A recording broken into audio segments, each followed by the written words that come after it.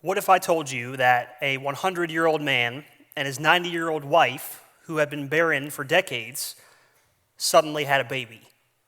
And through that baby, many nations would be born. Seems unlikely to me. Or how about a man who was clumsy with his words, leading a nation out of slavery, a journey that would lead his people to the threshold of the promised land? Unlikely, right? How about this one? A shepherd boy who's the youngest of 8 sons becomes a warrior, a king, and a man after God's own heart. Highly unlikely in my book. One more. What if I told you that a virgin woman would miraculously conceive and give birth to God in the flesh, walking among us here on earth? Extremely unlikely.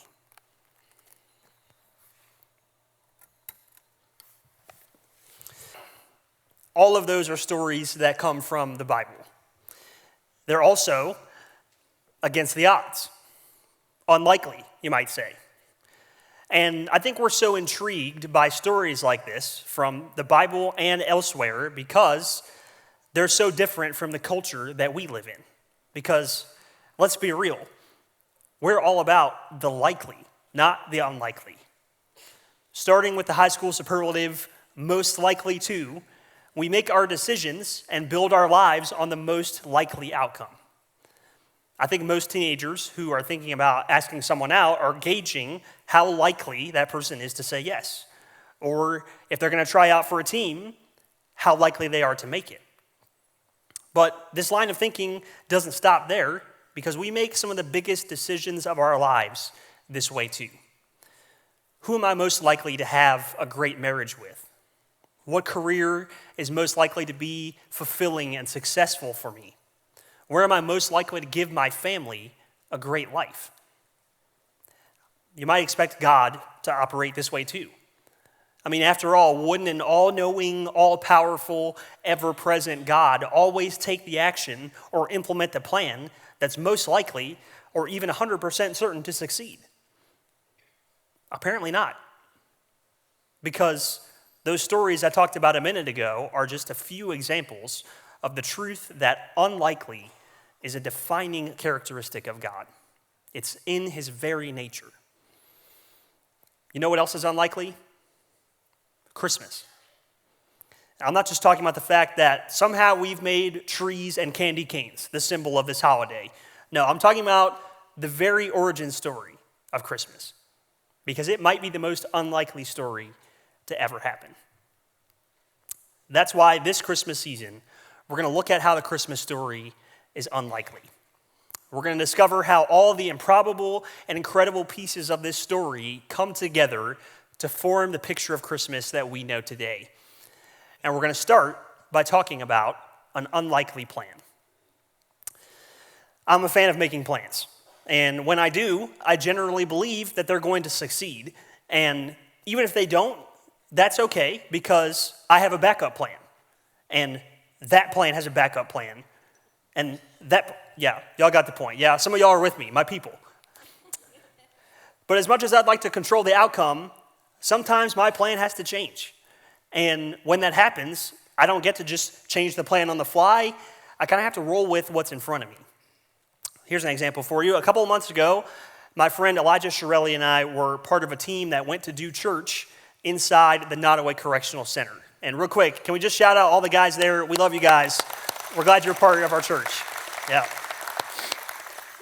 So we had a plan, and we were excited to be a part of church there until we ran into a problem.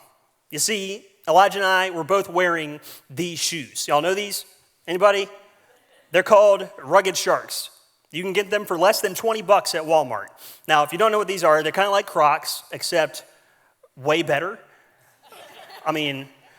So look, the problem was you can't wear Crocs, Rugged Sharks, or any other animal-inspired shoes to prison. So we got stopped as soon as we were entering and told that we needed completely closed shoes to be able to go inside. We tried to make the argument, these are in sport mode, okay? Did not work. So we went out to Elijah's car, and we searched the entire thing as if we were the prison guards, looking for some spare shoes, but to no avail. So we knew what we had to do. hop in the car, and go find some shoes we could buy, and we had to do it fast or risk missing the service. So we went peeling down the road to our first stop, Dollar General. Look, we were working with limited options here, okay? So the only shoes they had were the same reptile and fish themed ones that had gotten us stopped at the gate in the first place. So we went back out to the car. I pulled out my phone. I'm looking for a store frantically, and I figure out that we have two options, neither of which are ideal. There was a Family Dollar about 10 minutes down the road, not to be confused with Dollar General. But based on the experience we had just had, we knew the risk was that they wouldn't have any completely closed shoes, right? Our other option was a Walmart, which we knew would have what we needed. The problem was it was 20 minutes away. A 40-minute round trip meant there was no way we would make it back in time. So this choice really wasn't a choice at all. It was obvious. We just had to take the chance with Family Dollar and hope for the best. So we were tense and silent on this 8-minute drive, crawling at 35 miles an hour through this small town. We finally saw the store. We drifted into the parking lot, pulled the e-brake, sprinted inside to find these. Now these, they're called Pro Players, okay? They're kind of like Air Force Ones or Jordans, except not at all. I mean, these are probably the most generic black sneakers to ever exist. Exactly what you'd expect to find at Family Dollar. But you know what else they were? Completely closed shoes. Praise God. Hey, we made it back to Nottoway just in time, and now when people see me wearing these and they're like, what are those? I got to tell them, hey, those are my prison shoes. I mean, what's cooler than that? I mean, everything about our plan felt unlikely, but in the end, it worked out for our good. Maybe you have a story like that. Probably not about prison shoes, although if you do, I'd like to hear it. Come find me after the service. But maybe you felt like you had the odds stacked against you, and somehow your unlikely plan worked out. Or maybe you're somewhere in the middle. Maybe you feel like you have an unlikely plan to accomplish something, but you don't have the happy ending part of it yet because you haven't seen the end of the story yet. Believe it or not, the Christmas story begins like that too. And we can learn a lot from this story about how we should think about our plans. So let's go all the way back to the beginning of the Christmas story. Some of y'all are like, man, I really came out in the rain to hear about Mary and Joseph for the 15th time. No, let me spare you, because the truth is that a Christmas story begins much earlier, over 1,000 years before we typically think. And we're going to pick it up today through the eyes of a man named Samuel. All the elders of Israel gathered together and came to Samuel at Ramah. They said to him, "You are old, and your sons do not follow your ways. Now appoint a king to lead us, such as all the other nations have." For 2 centuries, leading up to this point, the Israelites had been organized as a group of 12 tribes. Those tribes have been ruled by leaders called judges, people who God called to lead them. And this dynamic had brought Israel success and stability, but the people were ready for something different. Many of the surrounding nations also thrived in this time period, but under the leadership of kings. And the appeal of a king, it was just too much for Israel to ignore. The Israelites wanted a visible and noble leader who would fight their battles on the front lines, wear the crown, and sit on the throne before them. Or did they? Did Israel actually want a king? Because I think they wanted something else. It wasn't enough for them to have success and stability. It mattered to them how they got it, too. In other words, they wanted their way. They wanted their plan. They wanted control. And we often want it too. I mentioned earlier that I like to have plans, and at least in part, it's because I like to feel like I have some level of control over the outcome. But I'm not alone, am I? You do this from time to time, don't you? Yeah, I see some nodding. In fact, we live in a time in our history where it's easier to have control over your own life than ever before. From the products you use, to the content you consume, to the voices you hear, it's easier than ever to create your own personal bubble that you have full control over. And in that bubble, you know who's the king or queen? You. You are. We want to control outcomes. We want success and prosperity. We want our plans to work. And we want to be the authors and orchestrators of those plans. But clinging on to control ignores the fact that we're fallible. We do not always get it right. And it means rejecting the authority that's greater than our own. It means turning away from the one who can make beauty out of our failed plans. And the Israelites knew that, but rejecting that authority is exactly what they chose. The Lord told Samuel, "Listen to all the people are saying to you. It is not you they have rejected, but they have rejected me as their king, as they have done from the day I brought them up out of Egypt until this day, forsaking me and serving other gods, so they are doing to you. Now listen to them, but warn them solemnly, and let them know what the king who will reign over them will claim as his rights."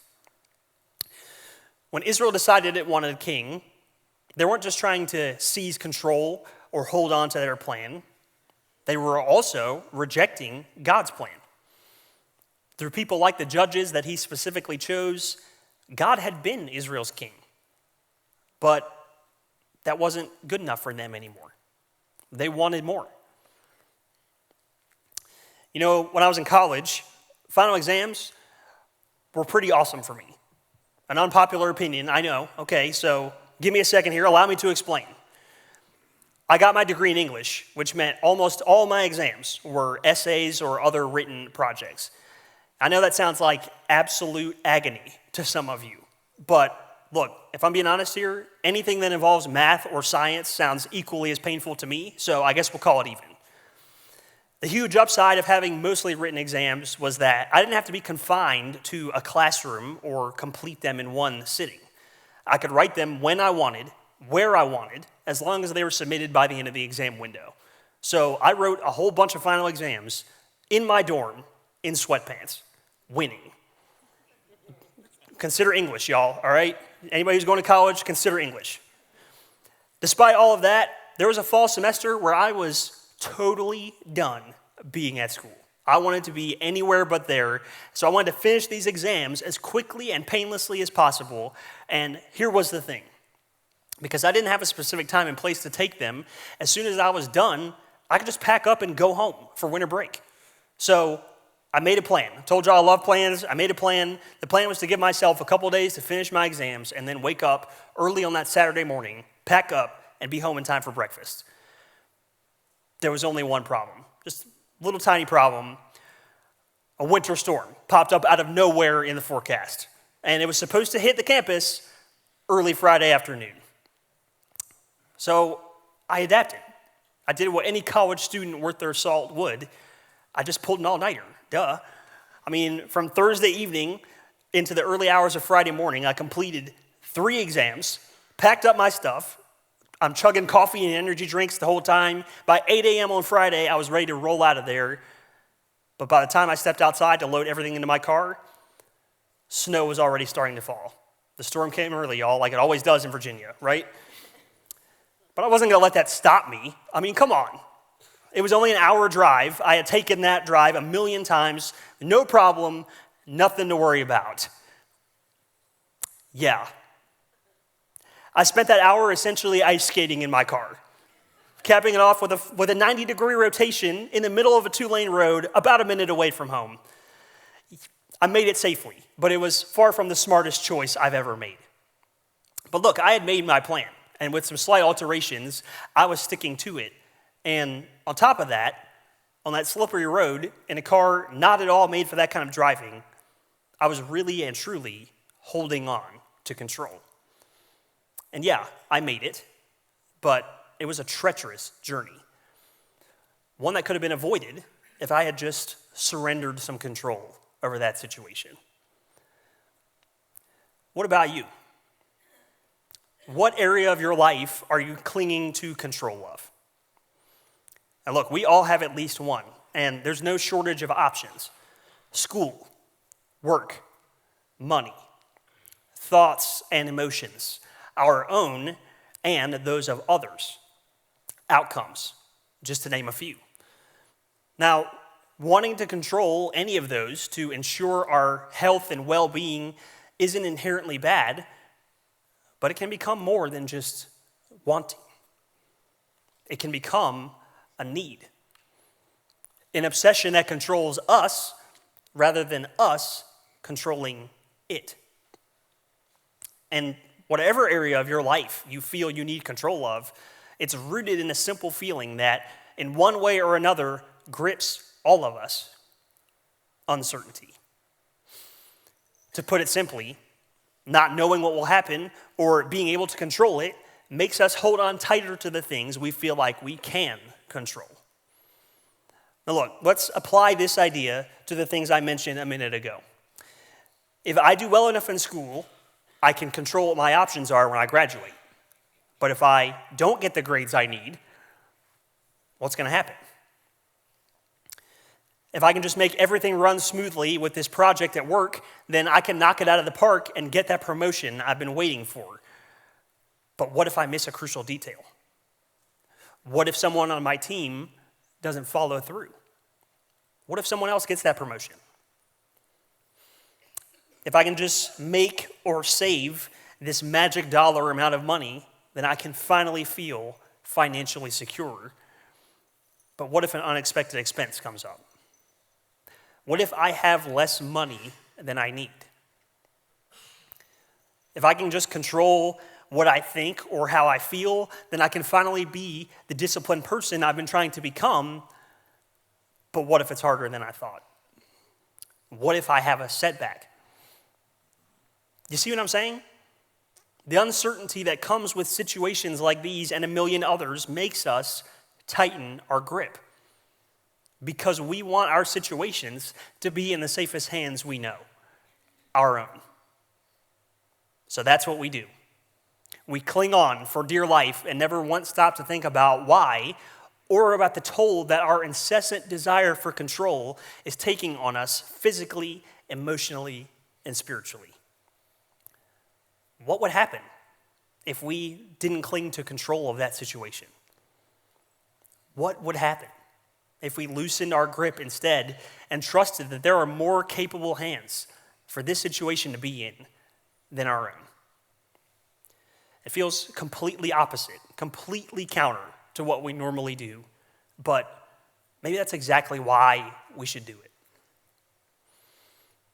There's one more perspective in this early installment of the Christmas story that we have to make sure we don't miss. Now, we know where Israel stands. Despite their prosperity, they want their plan. They want a king. And we've heard from God, he laments that by choosing control, his people are rejecting him. But it's so easy to miss the third party here, the one who's central to this story, Samuel himself. But when they being the Israelites, when they said, "Give us a king to lead us," this displeased Samuel. Samuel's a pivotal figure in this story in so many ways.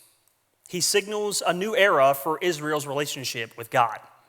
He's both the last of the judges, the leaders that God appointed that I talked about earlier, and the first of God's prophets, chosen individuals who heard messages from God and delivered them to the people on his behalf. But even beyond that, Samuel sits in the middle of this conversation about your own plan and submitting control of it to God. You see, Samuel had been dedicated to serving God before he was ever born. His mother, Hannah, was unable to conceive a child until she prayed to God. And in that prayer, she dedicated her son to God's service. Samuel was born as an answer to that prayer and was dedicated to the service of a priest. He was used by God to bring victory to Israel, even leading them in battle. Samuel was God's instrument, a judge, a prophet, and a warrior. Let's put ourselves in Samuel's shoes for a second. Your mother dedicated you to God's service before you were ever conceived and long before you had a choice in the matter. But despite whatever feelings you may have had about it as you grew up, you moved past those. You committed yourself to the life you had been given. And God saw your commitment and your dedication. You were his unlikely choice. He used you, gave you authority to wield, gave you words to speak, gave you a warrior's prowess to leverage. How would you feel? Me personally, I'd feel pretty good about myself and my standing with God. I'd feel really good about my level of job security as God's right-hand man, too. But one day, the people you've been serving your entire life decide they don't want your service anymore. They want a king. And that means your role changes. It means you have to take a step back. And it means you have to let go of your plan.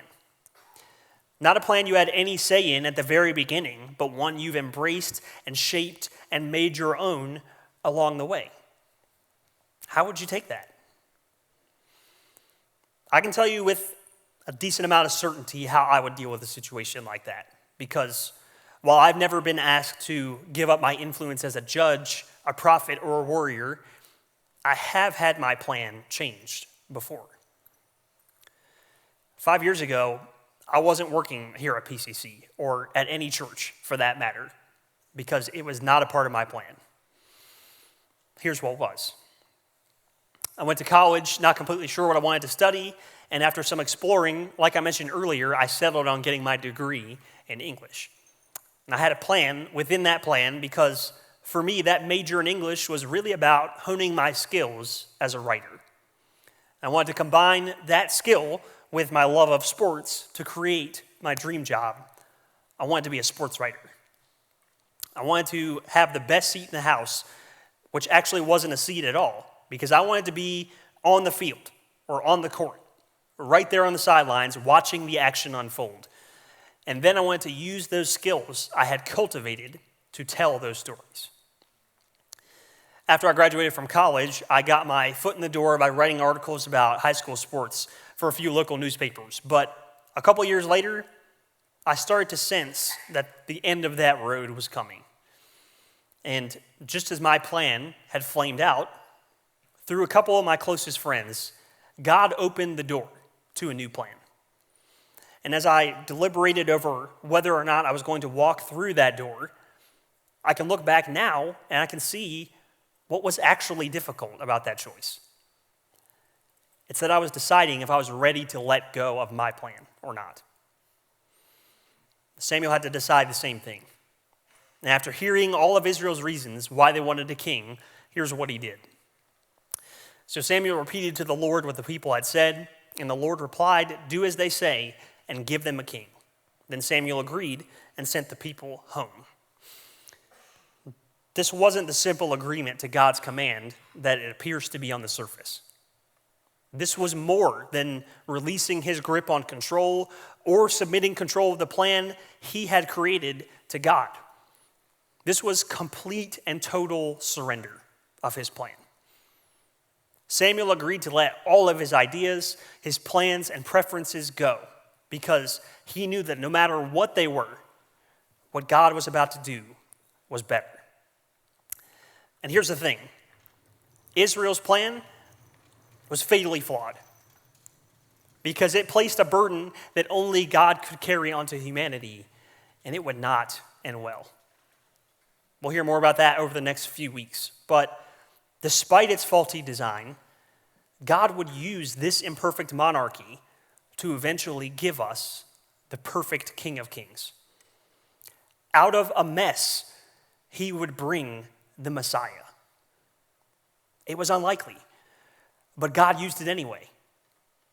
And Samuel, even though he had to take a step back, would be the catalyst for this monarchy because he gave up control. He gave up his plan and surrendered it to God. And eventually, I did the same. I decided that even though I didn't know every detail, that I couldn't control the outcome, my original attempt to do that had failed.